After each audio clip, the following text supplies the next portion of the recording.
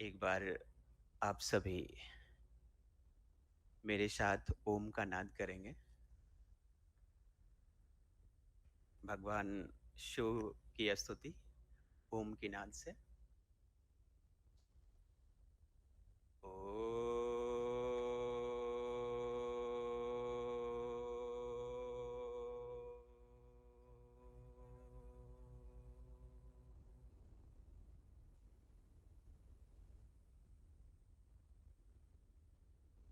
बोलिए नमः पार्वती पतये हर हर महादेव। ओम। आज भगवान विश्वनाथ की पावन भूमि काशी की पवित्र धरा पर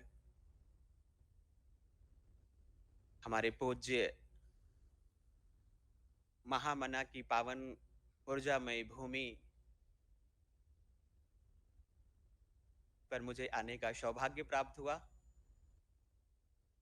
मैं अपने आप को सौभाग्यशाली समझता हूँ। इस कार्यक्रम में जो मंचस्थ हमारे पूज्य विद्वत जन बैठे हैं, सम्माननीय प्रोफेसर हरिप्रसाद अधिकारी जी, सम्माननीय गुरु जी, आप सभी का मैं हार्दिक वंदन करता हूँ, अभिनंदन करता हूँ। और जिनकी ओजस्वी वाणी संचालक के रूप में अभी आप सभी सुन रहे थे, मैं आपका भी हार्दिक वंदन करता हूँ। इस विद्वत सभागार में उपस्थित सभी पूज्य विद्वत जनों का मैं हार्दिक वंदन करता हूँ, अभिनंदन करता हूँ। शिव एक ऐसी तत्व शक्ति है जिसके बारे में जान ले इतना आसान तो नहीं है। भगवान शिव को जानना बहुत ही कठिन है, लेकिन जो भी मैंने जाना है, जो भी मैंने उनको आत्मसात किया है, उस पर हम चर्चा करेंगे। शैव दर्शन सत्य का दर्शन है। शैव दर्शन प्रकृति का दर्शन है। शैव दर्शन तत्व गुरु का दर्शन है। जब हम सत्य की पराकाष्ठा में अपनी आवरण को, अपनी वाइब्रेशन को लेकर के, अपनी ऊर्जा को लेकर के पहुंचते हैं, तो हमें शिव के बारे में जानने की जागृति प्राप्त होती है। और उसके लिए हमारी जो 7 चक्र हैं, हमारी जो मन शक्ति है, हमारी जो बौद्धिक शक्ति है, हमारे जो शरीर की ऊर्जा है, ये सब उस मोमेंट में कार्य करते हैं। तब हम जाकर के उस शैव दर्शन के आवरण में प्रवेश करने का माध्यम पाते हैं।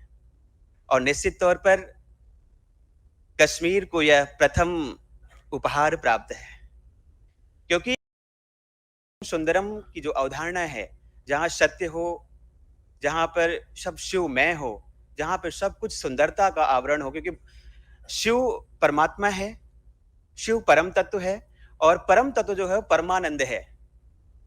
वो कल्याण का सूचक है, आनंद का सूचक है। तो जिस आवरण में आनंद की अनुभूति हो, जिस आवरण में शांति की अनुभूति, वहां परमात्मा की प्राप्ति होती है, और वो हमारा प्यारा कश्मीर है। इसलिए यहाँ उपस्थित सभी कश्मीर वासियों के लिए, जो वहां से पधारे हुए हैं विद्वतजन, आप सभी का मैं हार्दिक अभिनंदन करता हूं, आभार व्यक्त करता हूं इस पावन भूमि पर। शिव परम तत्व है। शिव की जो हमारी उपासना है,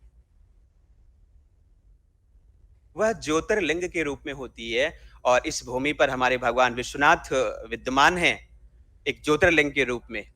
शिव परमात्मा है, शिव हमारे चेतना की शक्ति है। हमारा शरीर 5 तत्वों से मिलकर के बना, चित जल पावक गगन शमीरा, और पांचों तत्वों का जो आधार है वो शिव है। क्योंकि हमारे अंदर जो एक ब्रह्म चेतना जागृत है, जिससे हम जीवांत होते हैं, एक आत्मा और परमात्मा के मिलन की जो हम वार्ता करते हैं, वो आत्मिक शक्ति का विराट स्वरूप परमात्मा है। और उस परमात्मा की परिकल्पना हम कैसे कर सकते हैं, क्योंकि हमारे पूज्य गोस्वामी जी ने भी लिखा है रामचरितमानस में, बिन पग चले सुने बिन काना, कर बिन कर्म करे बिन नाना, वो ब्रह्म है। जिसके पैर ना हो सब कुछ कर सकता हो, जिसकी आंखें ना हो सब कुछ दर्शन करना हो, सब कुछ अवलोकित करा देता हो, वो ब्रह्म है। उस ब्रह्म की उपासना के लिए, उनकी आराधना के लिए हमारे ऋषियों ने, हमारे पूर्वजों ने ध्यान पद्धति को अपनाया और अपने योग दर्शन के को आधार बना करके उन्होंने उस ब्रह्म शक्ति को जाना। लेकिन उन्होंने सोचा कि आने वाली हमारी जो जनरेशन है, आने वाली जो हमारी पीढ़ियाँ हैं, वो भगवान शिव को, शैव दर्शन को, उस ब्रह्म को कैसे जान सकते हैं? तब हमारे यहाँ पर हमारे ऋषियों ने, हमारे पूर्वज विद्वानों ने एक शिवलिंग की अवधारणा को प्रकट किया और शिवलिंग ही हमारा तत्व गुरु बन करके इस दुनिया का नेतृत्व कर रहा है।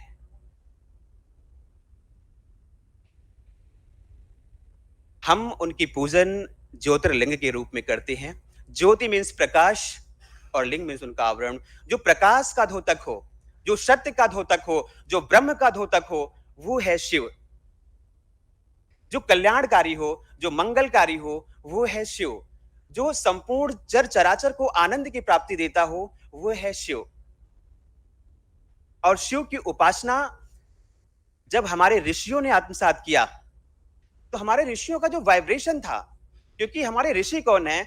एक सनातन संस्कृति, सनातन धर्म ही ऐसा है जहां पर एक व्यक्ति भगवान शिव की उपासना करते हुए व्यक्तित्व हो जाता है और जब उसकी आत्म दर्शन का वाइब्रेशन, उसकी ऊर्जा उठने लगती है, तो वो एक आत्मा से महात्मा हो जाता है, एक महात्मा से दिव्यात्मा हो जाता है और एक दिव्यात्मा से वो देवात्मा हो जाता है और एक देवात्मा से फिर वो परमात्मा के सानिध्य को प्राप्त कर लेता है। उसे हम भगवान की संज्ञा दे देते हैं। ये सनातन संस्कृति ही करता है। जैसे हमारे आदि शंकराचार्य जी भगवान की उपमा हम लोग देते हैं, क्योंकि उनके जो दर्शन का वाइब्रेशन था वो इतना उच्च कोटि का था।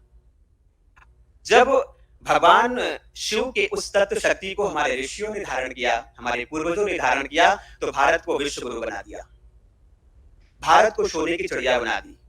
आज हम सभी जो चिंतन कर रहे हैं शैव दर्शन को लेकर के कि शिव का दर्शन क्या है, शिव तत्व शक्ति क्या है। शिव तत्व शक्ति हमारी चेतना है, हमारी, हम योग की भाषा में कहते हैं हमारी प्राण शक्ति है, हमारी ऊर्जा शक्ति है। और जब हम अपनी प्राण शक्ति को, अपनी ऊर्जा शक्ति पर चिंतन करते हैं, तो जो हमारा वाइब्रेशन होता है वो बहुत उच्च कोटि का होता है। जैसे आज की परिदृश्य में अगर हम टेलीविजन की बात करें, तो टेलीविजन में क्या होता है, पहले अगर कोई चित्र नहीं आता है तो हम बच्चे को भेज करके एंटीना को सही करते हैं। वो एंटीना क्या करती है? एंटीना प्रकृति तत्व में व्याप्त जो वहां का वेव है उसको पकड़ती है, उससे कनेक्ट होती है और हमारे टेलीविजन पर चित्र आ जाते हैं और हम जो चाहते हैं अपनी मना शक्ति में उसका दर्शन करते हैं। सेम जो हमारा ये चिंतन है, जब हम परमात्मा की वेव से कनेक्ट करते हैं, जो हमारी आत्मिक शक्ति है, हम अपनी आत्मिक चेतना से परमात्मा के वेव को कनेक्ट करते हैं, तो हम परमात्मा के सानिध्य को प्राप्त करते हैं। और वहां भी जो हमारी ये मनसा करण में जो हम सोचते हैं, वो हमारे आत्मिक हृदय स्थल पर धारण होता है और हम उस चिंतन का जो है उस तत्व को जागृत करते हैं। तो स्वयं में शिव हमारे योग हैं और जब हमारे ऋषियों ने इस शिव तत्व को धारण किया, तो उनकी वाइब्रेशन देखिए। भारत का एक एक ऋषि स्वयं में स्वयंभू बन करके, स्वयं में भारत बन करके इस भारत का भी नेतृत्व किया और इस संपूर्ण वसुधा का नेतृत्व किया। हमारे महर्षि पतंजलि इस भूमि पर अवतरित होकर के योग पर अनुसंधान किया। 84 लाख योनियों पर उन्होंने अनुसंधान किया और पूरी दुनिया को आरोग्य कर दिया।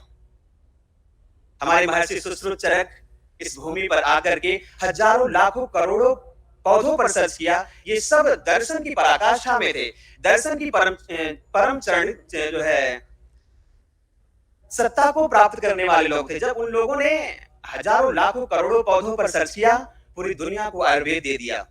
हमारा दर्शन ऐसा था, योग के क्षेत्र में, साहित्य के क्षेत्र में, विद्या के क्षेत्र में, किसी भी क्षेत्र में अगर हम देखें तो हमारे ऋषियों का जो दर्शन था वो संपूर्ण विश्व का नेतृत्व करने वाला रहा है।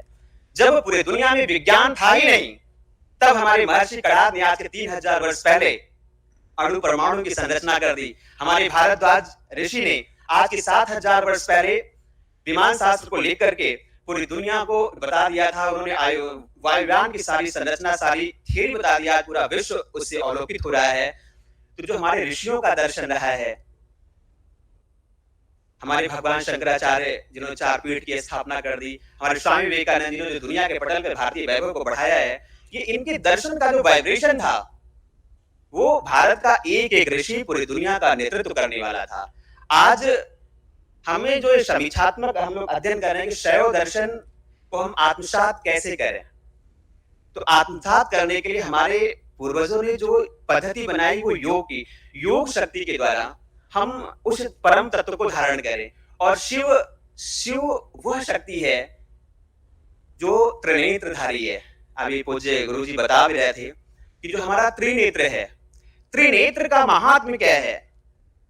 जो मैंने योग दर्शन में अध्ययन किया, हम चर चराचर को अपने 2 बहिर्चक्षुओं से अवलोकित करते हैं, प्रकाशित देख पाते हैं। समाज के दर्शन के लिए हमारे 2 तत्व जो है नेत्र हैं, 2 ज्योतिर्बिंदु हैं, जिससे समाज प्रकाशित हो रहा है और अपनी अंतःकरण के ज्योतिर्बिंदु को प्रकाशित करने के लिए, अपनी मन शक्ति को प्रकाशित करने के लिए, अपनी आत्मिक शक्ति को प्रकाशित करने के लिए हमारा तीसरा नेत्र होता है, जो अंतःमुखी होता है। जब हम ध्यान में होते हैं और अपनी आज्ञा चक्र पर ध्यान को केंद्रित करते हैं, तो हमारा तीसरा नेत्र जागृत होता है और हम स्वयं का अवलोकन कर सकते हैं।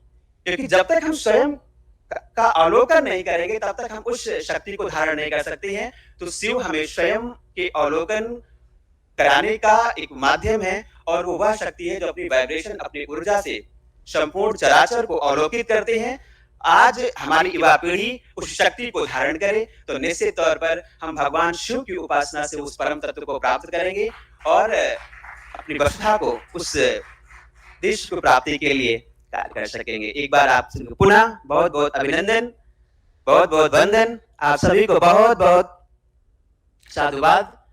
एक बार आप सभी बोलेंगे जय श्री राम।